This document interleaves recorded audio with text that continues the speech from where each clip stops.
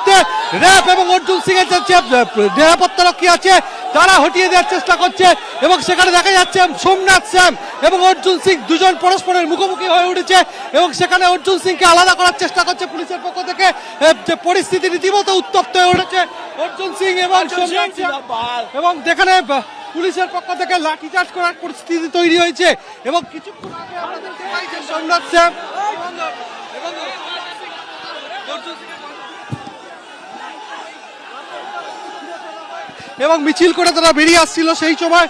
এখন রীতিমতো আমরা দেখতে পাচ্ছি যে তৃণমূল এবং বিজেপি মুখোমুখি। একদিকে সোমনাথ, আমাদের বলবো যে একদিকে সোমনাথ শ্যাম রয়েছে এবং অন্যদিকে অর্জুন সিং রয়েছে, ঠিক তৈরি হয়েছে এবং র্যাব নামানো হয়েছে। অর্জুন সিং এর নিরাপত্তা রক্ষী রয়েছে এবং দুপক্ষকে কোন ক্রমে ঠেকিয়ে রাখা হয়েছে।